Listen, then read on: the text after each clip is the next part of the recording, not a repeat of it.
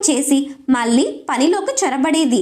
దీపం అత్తగారికి కనబడితే ఏమంటుందో అన్న భయంతో ఆ దీపం ఎవ్వరికీ కనిపించకుండా ఉండేందుకు దానిపై బొట్టను బోర్లించేది.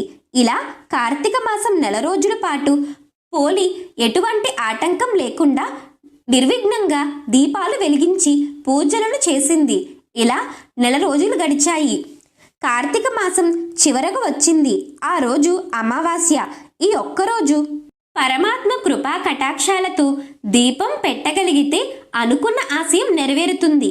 కాబట్టి ఈ చిన్న కోరికను నెరవేర్చు తండ్రి కార్తీక దామోదర అని మనస్సులో శ్రద్ధా భక్తులతో స్మరించుకుంది పోలి. కార్తీక మాసం చివరి రోజు కావడంతో ఆ రోజు కూడా నది స్నానం చేసి ఘనంగా దీపాలు వదిలిపెట్టేందుకు అత్తగారు మిగిలిన 4 కోడళ్లతో కలిసి నదికి బయలుదేరింది. వెళుతూ వెళుతూ పోలికి ఇంటెడు చాకరీని అప్పగించి వెళ్ళింది. నేను దీపాలు వెలిగించి ఇంటికి వచ్చేసరికి ఒక్క పని కూడా మిగల్చకుండా పూర్తి చెయ్యాలి, లేదా తగిన శిక్ష అనుభవిస్తావంటూ హెచ్చరించి వెళ్ళింది. అయినా దైవాన్ని నమ్మిన పోలి రోజువారీ పనులే కాక అత్తగారు తనకు అప్పగించిన ఇతర పనుల్ని కూడా భగవత్ కృపతో సునాయాసంగా పూర్తి చేసి రోజు మాదిరిగానే కార్తీక దీపం వెలిగించుకుంది. పోలిని దీపం పెట్టనీయకుండా నీచబుద్ధితో అత్తగారు ఎన్ని ఆటంకాలను కల్పించినా వాటన్నిటినీ అవలీలగా పూర్తి చేసి ధర్మాన్ని దైవాన్ని నమ్ముకున్న పోలిని చూసి క్షీరాబ్ది వాసుడైన శ్రీహరికి ముచ్చట వేసింది. దాంతో పోలిని బొందితో అంటే ప్రాణం ఉండగా శరీరంతోనే స్వర్గానికి రప్పించుకునేందుకు పుష్పక విమానాన్ని పంపించాడు వైకుంఠవాసి అయిన పరంధాముడు. సరిగ్గా అదే సమయానికి అత్తగారు 4 కోడళ్ళు ఇంటికి చేరుకుంటున్నారు. పైనుంచి తేజోమయమైన కాంతిపుంజం ఒకటి కిందకు వస్తుందా అన్నట్లు పోలి ఇంటి ముందుకొచ్చి నిలిచిందా దివ్యమైన దేవతా విమానం. ఆ విమానాన్ని చూసిన అత్తగారు తోడికోడళ్ళు ఏమనుకుంటున్నారంటే, మేము ఎంతో భక్తి భావనలతో ఇన్ని రోజులు కూడా నది వద్దకు వెళ్ళి ఆ శివయ్యకి దీపం సమర్పించాము.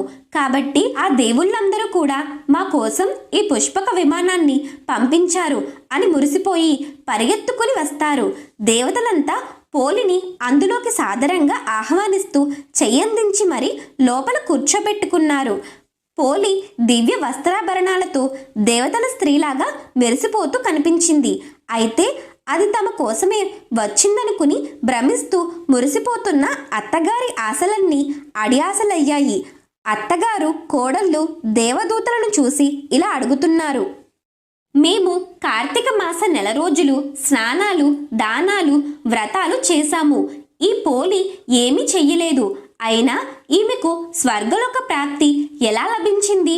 ఇన్ని పూజలు చేసినా మాకు ఏమీ లేకపోవడం ఏంటి అని ప్రశ్నించారు. దానికి వారు ఈ విధంగా సమాధానం చెప్తున్నారు: ఈ పోలి భక్తి శ్రద్ధలతో మనస్సులో కార్తీక దామోదరుణ్ణి నిలుపుకుని వీలున్నంతలో ఆవు వెన్నతో దీపం పెట్టి మొక్కింది. ఆమెను దీపం పెట్టనీయకుండా దుర్బుద్ధితో అత్తగారు ఎన్ని ఆటంకాలు కల్పించినా అన్నిటినీ తన అచంచలమైన భక్తితో అధిగమించి కార్తీక మాసం 4 రోజులు ఒక్క రోజు కూడా మానకుండా దీపం పెట్టిన పోలి శ్రద్ధాభక్తికి పరంధాముడు ఎంతగానో పరవశించాడు. ఆమె భక్తికి సంతోషించిన నారాయణుడు పుష్పక విమానాన్ని పంపించాడు. మీరు ఆడంబరాల కోసం ఒకరు చూసి మెచ్చుకోవాలనే అభిప్రాయంతో స్నానాదులు చేశారు. అందుచేత మీరు చేసిన దానికి ఫలితం అంతంత మాత్రమే. భగవంతుడికి కల్మషం లేని మనస్సు, ఆడంబరం లేని పూజ, నిర్మలమైన భక్తి తప్ప మరేమీ అవసరం లేవని దేవదూతలు వివరించారు.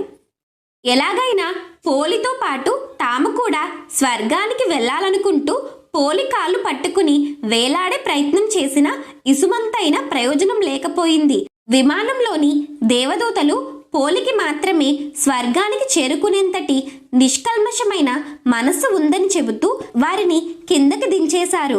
దీన్ని బట్టి మనం గ్రహించాల్సిందేమిటంటే, అహంకారాన్ని వీడి నిష్కల్మషమైన మనస్సుతో ఏది చేసినా దాన్ని పరమాత్మ స్వీకరిస్తాడని, అదే ఆయనకు ప్రియమని తెలుసుకోవాలి. ఆచారాన్ని పాటించాలన్న మనస్సు ఉన్నప్పుడు మార్గం దానంతట అదే కనిపిస్తుందని చెప్పడం ఈ కథలోని ఆంతర్యంగా తోస్తుంది. భగవంతుని దృష్టిలో మానవులంతా ఒక్కటే. ధనికుడు, పేద, ఆడ, మగ మొదలైన భేదాలేవి ఆయన చూడడు. నిర్మలమైన మనస్సుతో తనను ఆరాధించే భక్తులను ఆయన తప్పకుండా అనుగ్రహిస్తాడు. భక్తితో చేసే పూజ భగవంతునికి ఎంతో ప్రీతికరం. అనవసరమైన ఆడంబరాలు ఆయనను సంతోషపరచలేవు. ఎంతో ధనాన్ని ఖర్చు పెట్టి ఎంత వైభవంగా పూజలు చేసినప్పటికీ మనస్సులో కల్మషం ఉంటే ఆయన ఆ పూజలకు ఫలితాన్ని ఇవ్వడు. భక్తితో పెట్టిన చిన్న దీపాన్నైనా నిండు మనసుతో స్వీకరించి ఆ భక్తులకు మోక్షాన్ని ప్రసాదిస్తాడు. పోలి స్వర్గానికి వెళ్ళిన ఇతివృత్తమే ఇందుకు నిదర్శనం. ఆనాటి నుండి మహిళామణులంతా పోలిని తలుచుకుంటూ అమావాస్య తెల్లవారుజామున అరటి దొప్పల్లో వత్తులను వెలిగించి నీటిలో వదులుతారు.